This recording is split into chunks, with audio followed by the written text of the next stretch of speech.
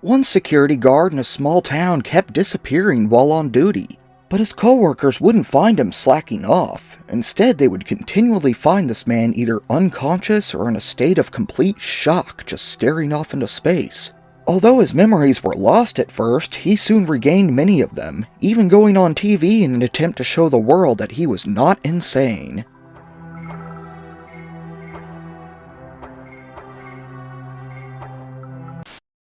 This story all began one Wednesday night on December 6, 1978. Pierre Fortunato Zanfretta, a 26-year-old married man with 2 children, was making his rounds one night near the small village of Torrelia. He was making his way up a small narrow road only wide enough for his Fiat 126, going to check out a villa owned by a wealthy dentist.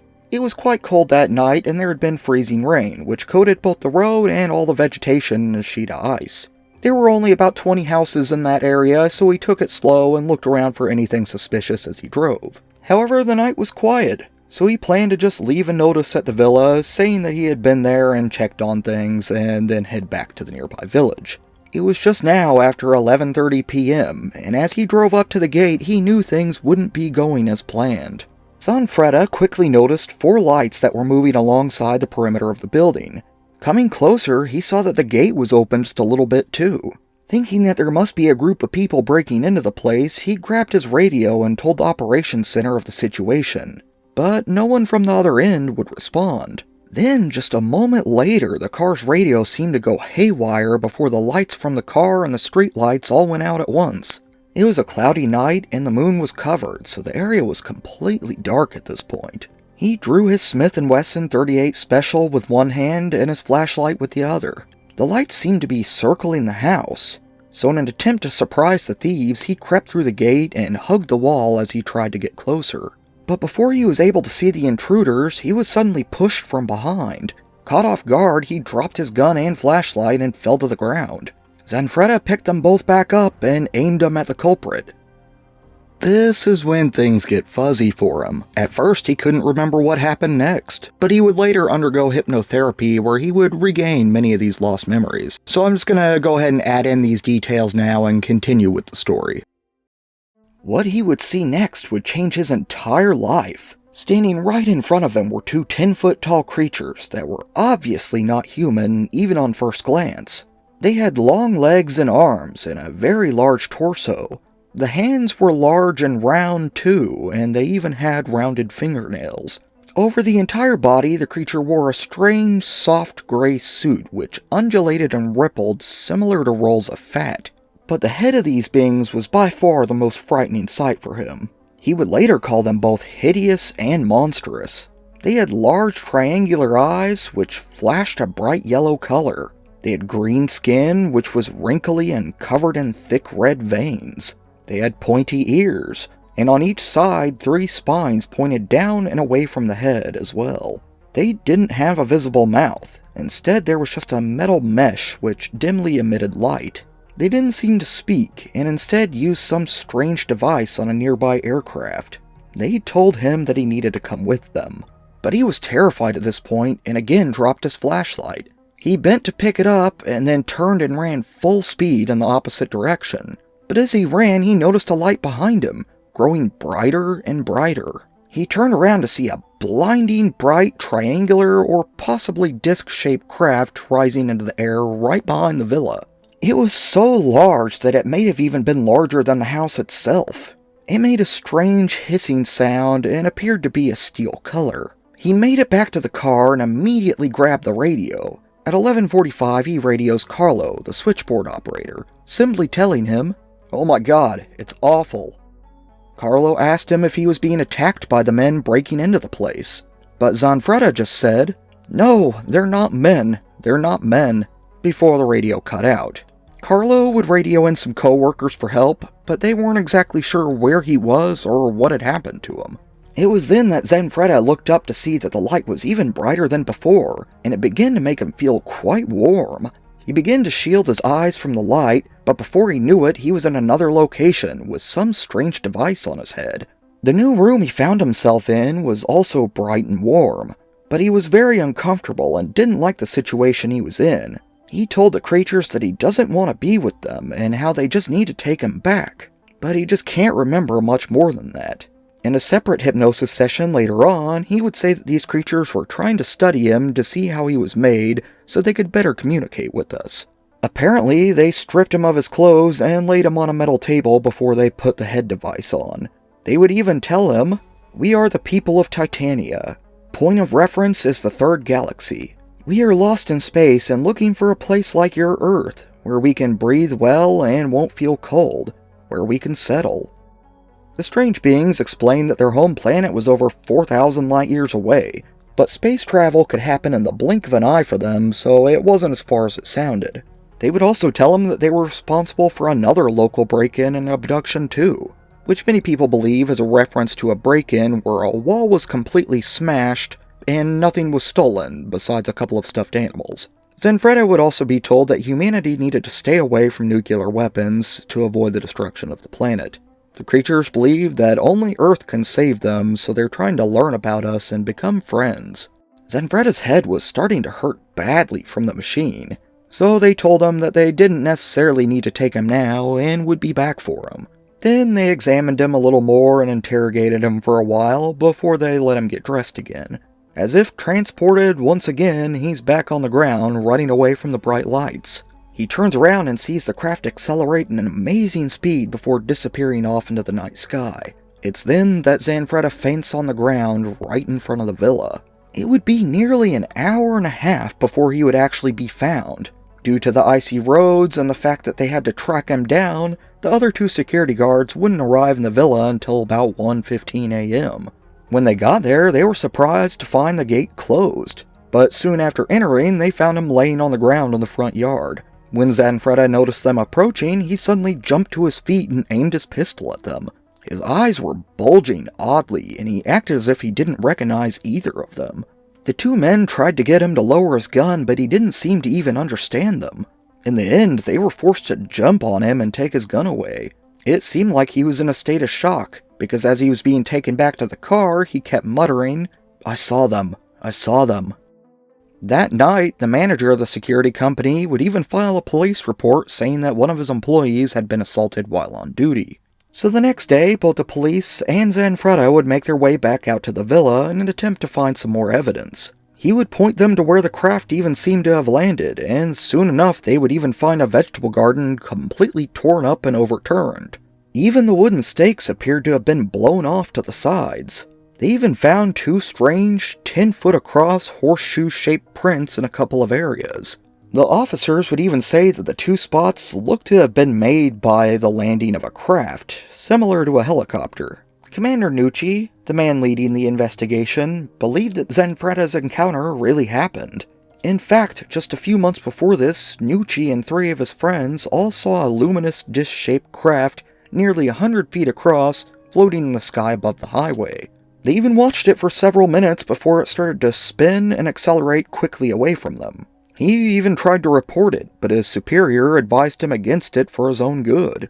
Nucci would comment on Zanfretta's case, saying, "I've known Zanfretta for many years, and I think I can confidently say that he's a determined man, without any wild fantasies. When we carried out the inspection, during the day, he almost didn't want to come. He was so scared. Only something exceptional could have put such fear into him."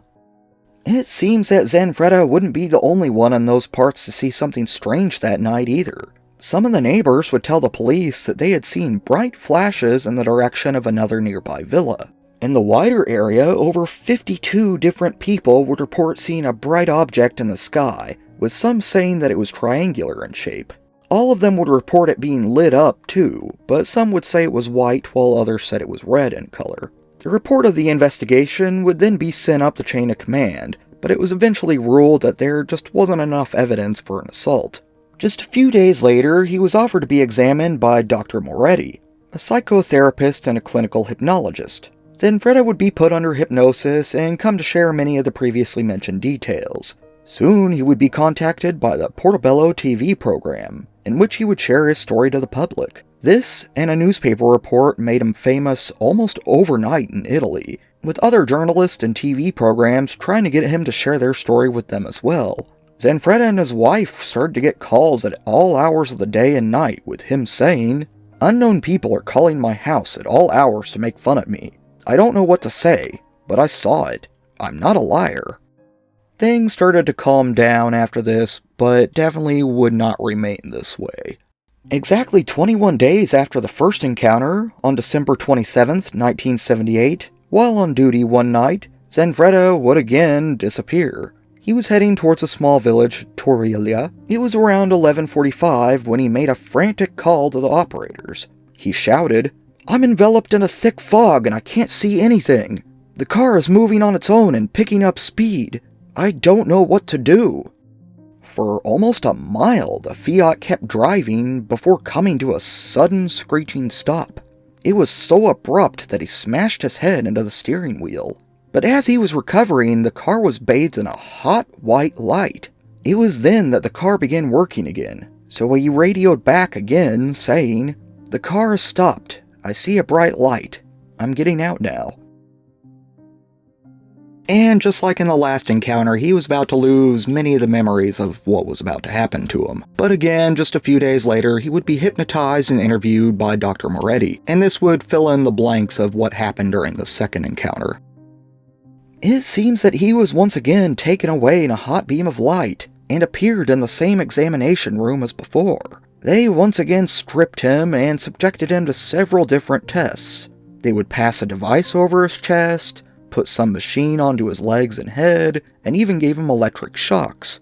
At one point, the creature even took his gun and began to fire it into some kind of panel. He would later speculate that they were trying to see if human weapons could harm them. But soon, Zanfretta became agitated and started to complain of a headache. So they let him put his clothes back on, and before he knew it, he was back in his car. He was out of it at this point, but he could hear the radio going off with the man on the other end telling him to just stay in his car. Both the police and his manager were now out searching for Zanfretta once again. Adding on to this, the weather was still pretty bad in that area, and there was still freezing rain and a thick fog. Around 1:25 a.m., a police officer finally managed to find him. And as his car grew closer and the headlights hit Zanfretta, he seemed to go into a panic and he ran around the area like a scared animal. The officer actually had to chase him down and slap him across the face a couple of times before he would calm down enough to speak. Zanfretta, shaking and crying, told him, "They say they want to take me away. What will happen to my children? I don't want it. I don't want it." And now that he was standing still, the officer noticed that he was very hot to the touch, and his face and ears were red too. Even stranger was how his clothes were completely dry, even though he appeared to have just been standing in the rain. Soon the manager arrived and started comparing Zanfretta to a scared child. At this point, they would check him over and take his revolver away from him. But they were surprised to see that 5 out of the 6 bullets had already been fired, but they didn't know why. Looking around the area, the group would soon come across some very large and strange boot prints in the mud around his car. The prints were nearly 1.5 feet long and nearly 8 inches wide. They seemed to make concave prints and distinctively had a gap between the heel and the sole. Getting ready to drive Zanfretta's car back for him, they would notice that it was bizarrely hot as well. The inside felt to be over 125 degrees, and the roof of the car was so hot that they couldn't even touch it. As mentioned before, he would agree to be hypnotized and attempt to regain some of his lost memories. But this time, he was going to show the whole session on TV, all in hopes of getting more people to believe that he wasn't insane. But this didn't exactly end up working. Zanfretta would explain that the helmet they kept putting on his head was a device that allowed him to understand their language. The only drawback was that it hurt pretty bad after a short amount of time. While hypnotized, he would also mutter some strange sounds which many people believed must have been the alien's language. A few experts would even examine these sounds, but none could tell if it was actually another language or just noises. But either way, this broadcast had over 100,000 views from its very first showing. But instead of clearing his name, he would now just become even more popular as footage from the session spread across the world. On January 31st, 1979, while still trying to prove his sanity, Zanfretta would undergo a complete medical examination by Dr. Genotti. This doctor found nothing major wrong with him, even writing, "I found Mr. Zanfretta to be in perfect mental and neurological condition. The patient shows no alterations in his thinking or psychosensory disturbances. The man is in a state of shock, but he's perfectly sane. And after this, things would actually go back to normal for a while. But again, it wouldn't stay this way. About 6 months later, on the night of July 30th, he would have his third bizarre encounter. This time he was driving his Vespa scooter out on patrol. Because he had already disappeared 2 other times, they no longer sent him out in the same areas as before. But while riding down the highway, he was suddenly engulfed in a green light. And you guessed it, he would lose his memories about this encounter too, and then later on be hypnotized and give some more details of what exactly happened. Both him and his scooter were being hauled away by this hot green beam. It would take him into a larger saucer craft that seemed to be hiding in a dark and dense cloud. He would see 10 other people once inside the craft, but never interacted with them. The creatures told him that they would be coming back for him soon, before sending him back down to the ground. His Vespa hatch was open, and he would come to find that his radio had vanished during all of this. It wasn't long, though, before his employer realized that he was missing again, and led another search party out to find him. After about 2 hours, he was once again located, this time in a small parking lot on the side of a mountain trail. There was only one road up there, and the locals living nearby said they never saw any headlights or anything moving up the hill. Everyone once again wanted to figure out what happened to him, so he would again undergo hypnosis.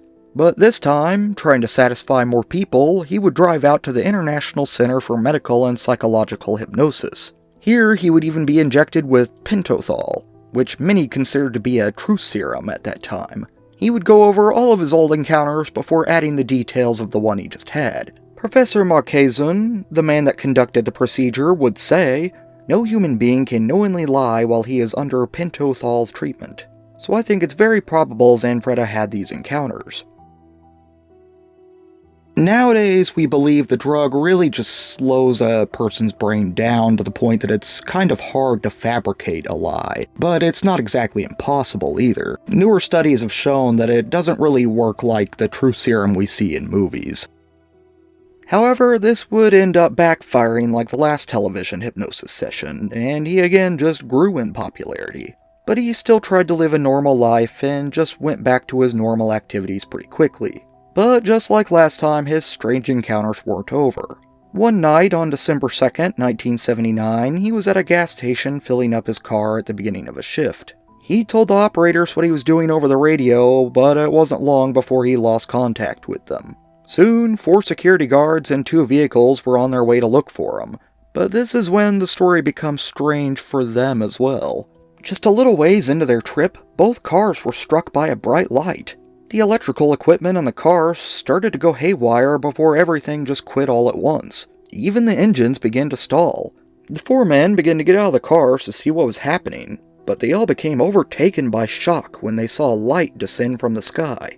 It looked to be a dark cloud with 2 large spotlights emanating from it. The manager grabbed his pistol and began to shoot furiously into the cloud, even taking the gun from a coworker and emptying that into it as well. At this point, one of the men even became so scared that he was said to have wet his pants. After just a couple of minutes, the lights flashed off and the cloud began to float away. It seems that 4 policemen would drive up at this point, planning to join the search, but they would only see the 2 lights disappearing. They were all able to get the cars restarted and continue on their way. All while this was happening, Zanfretta would be having quite the strange encounter of his own, with him again sharing the details of this the next day while under hypnosis. It seems that after everyone else at the gas station had left, a strange figure approached him. As it came closer, he saw that it appeared to be a man with an egg-shaped head that smiled oddly at him. He told him to get back in his car, and he did so, with a bright light then engulfing everything. Both him and the car were lifted up into the sky, and before he knew it, he suddenly appeared inside the craft. He was amazed by how it seemed to be much bigger on the inside compared to how it looked on the outside. It seems that he was being led to another part of the ship, so he was able to see a few things on the way. Through some kind of opening, he could tell that they were so high up that he couldn't even tell where the Earth was anymore. Looking around inside, he would come to see several large cylinders filled with a blue water-like liquid. There was a large bird-like creature in one, a caveman in another, and something that sort of looked like a frog in the last. Asking about them, he would be told that they were samples for experiments, and that the frog-like creatures were enemies of theirs from another planet. It was then that he was pushed into another room and subjected to even more examinations. They put the helmet on him again and decided to introduce him to someone special. One of the aliens, named Almach, Prince of the Dargos, would come into the room and talk to him for a while. Physically, he looked identical to the others in every aspect besides his head spikes. It seems that the prince only had one on each side while all of the others had three. Almach would then hand him a strange sphere containing a pyramid and a couple rows of glyphs. They then told him to give it to Professor Hynek, but he didn't know who this was. He wasn't interested and threw it back at them. At some point, he even said that they had traveled to Spain and that they had scared someone while flying around. And then, when they were on the way back to drop Zanfretta off, he would be shown the outside of the craft where he saw his manager aiming his gun towards them. It seems that after this, he would be returned back down to the ground in another warm beam of light, where he was quickly found by the nearby policeman. At some point, it appears that they gave Zanfretta the strange sphere back, but he still didn't want anything to do with it. He was sick of being abducted and wanted to go back to a normal life, so he buried it away in the hills nearby. And oddly, just one day after this, a report would come in from Spain where a man claimed to have been chased by a UFO before he crashed his car into a ditch. And it is worth noting that sadly, one of the security guards, the one that wet himself during the cloud encounter, would later on end up taking his own life. Many that knew him even said that this was because he couldn't get over the trauma of this encounter. Not long after this, on February 14th, 1980, he would once again disappear while on duty. Zanfretta saw a bright object in the sky again, but this time he pulled out his gun and shot it 2 times. He didn't want them to take him again. It was then that he began to hear a bizarre language in his head, and even repeated some of the sounds during a later hypnosis session. He then passed out in the cold. But luckily for him, this time his coworkers knew exactly where his car was and went to him immediately. But when they got there, they found him a little ways into the woods, half frozen, unconscious, and only a few steps away from the edge of a ravine. A nearby farmer would even tell them that he saw a luminous mass in the sky similar to a rugby ball. After this, things again went back to normal for a while, but he was watched pretty heavily at work now. On August 13th, 1980, he would randomly stop what he was doing at work and begin to drive off in his car. But this time he was followed. They would see him park on the edge of a clearing where he just stared up into the sky for about 20 minutes. He then got back in his car and went back to work as if he never left. Wanting to know what happened, they would, again, put him under hypnosis. This time he said that they did want to make contact with him, but they knew they were being watched, so they simply left him alone. At this point, he's quite sick of these strange encounters. It was affecting his health as well, with his medical reports out there even to back it up. It seems that he occasionally urinated a black substance, gained about 30 pounds, and had his hair go from black to gray all in just a few months. He no longer wanted to even risk having the encounters at this point, and wasn't interested in trying to get people to believe him. He even stopped appearing on TV programs around this time, and even got a divorce. He no longer wanted to talk with researchers or journalists anymore, but claims that he had 5 more encounters, taking the total up to 11 over the next year. It seems that researchers weren't all too hurt by this though, as using hypnosis for gaining memories back was starting to fall out of favor anyway. They also felt that Zanfretta was beginning to become influenced by all of the attention as well. He would occasionally mention these other encounters later in the future, but they were never presented with as much detail as the previous ones. It seems that somewhere around this time, the description of the beings changed slightly too, with the ears and third eye not really coming up much anymore. But it's said that after this 11th encounter, he finally decided to work somewhere else and tried a warehouse job for about a year. But he didn't really like it, so he soon went back to the security job. But fortunately for him, the encounters never did start back up. Some researchers would publish books of these encounters around this time, but it seems that Zanfretta lived a quiet life from then on out. In 1991, he was invited to the US for the first time, and spoke to the World Congress of Ufology in Tucson, Arizona. And sometime around now, he claims that a couple of billionaires would come up to him and offer him a load of money to give out the location of the buried sphere device. But he refused and said that he would never give it up or physically show it off to anyone. but now he was starting to open up more and was more willing to talk about everything as well. And he started to appear on different TV programs, once again telling everyone of his encounters. By 2007, he was once again gaining popularity, even appearing with both Officer Nucci and Dr. Moretti all these years later. They both still believed him and thought that he was sincere all those years ago. However, on the other hand, Zanfretta was now claiming that the aliens had begun to visit him again. He even said that he had a chip implanted in the back of his head, but when researchers tried to look into this, they would be unable to find any of his medical records after 1983.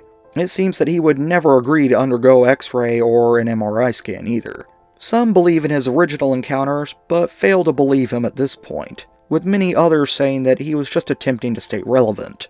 In 2008, it appears that he continued this behavior and insisted on sharing previously unknown information. He would start to discuss the sphere more, seeming to have dug it back up at some point, and said that he thought of it as some kind of hard drive that stored the memories of its past owners. He said a beam would shoot out of the bottom of this pyramid and take him to a different place where he can somewhat feel or sense the future to come. It has 2 rows of glyphs below it, and he says they are actually constantly spinning and seem to be some kind of timer. He's convinced that towards the end of the year, something big will happen for humanity. But nothing really big did end up happening, and it said that he was no longer able to use the sphere for some reason. But a year later, in 2009, he was once again claiming to be able to use the pyramid inside the sphere. He said that he was slowly downloading his own data into it, even if he wasn't doing it on purpose. He claimed that something positive would happen in 2010. From there on out, he would spend most of his time in Italy, but he would still make occasional appearances on TV and regularly attended a UFO conference in the same small village of Torrelia that he had his encounter in. In 2011, a research organization, the UFO Cremona Group, would be founded, with Zanfretta quickly joining and becoming a member himself. During the next few years, he would continue to be on many different TV shows and appear on many different conferences around Italy. In 2016, it seems that he even made a prediction that volcanic activity would make a sudden resurgence in Italy that year. And oddly, just 4 months later, seismic activity made many worry that Mount Vesuvius was about to begin erupting again. Since then, it seems that he still shows up to the UFO conference in Torrelia nearly every year, with him now even showing up in YouTube videos taken during the events as soon as a year ago. It seems that now he enjoys his popularity, but he never made any money off of his stories or anything. Now he just makes his living as an assistant at a local Catholic church. In the end, many believe the man for the most part, but question the validity of his later, less documented encounters and claims. Many feel that he's gotten used to being treated like a small-time celebrity and keeps adding in new details to keep people interested for a longer period of time. But with that said, the earlier encounter did seem to negatively impact his life, and some even feel that he lost more than he gained. Although there wasn't any major proof of his encounters, there were many people that saw the effects of his abductions. Adding to this, nearly 60 others saw strange lights in the sky around the same time as his encounters. Even now, Zanfretta himself is unsure if he made the right choice all those years ago when he first met them at the villa. He would say, "I regret my curiosity of that night in Torrelia. I never should have gotten out of the car. I was in the wrong place at the wrong time. But these are the cards that fate served me." Due to the many hypnosis sessions, this case was really confusing to research, so I hope filling in all of these details made it a little easier to understand. But as always, thank you all for watching. Be sure to leave a like and subscribe if you like this type of content. This show's also available on most podcast platforms if audio format's more your thing. For anyone wanting to show your support, I do have a channel membership page and a Patreon up where you can get these videos early and ad-free. Honestly, right now they're not too early, but I'm trying to get caught up on them. But believe me, I appreciate all of the support I get. With that said, shout out to my members and Patreon supporters. This was Matt, and I want to believe.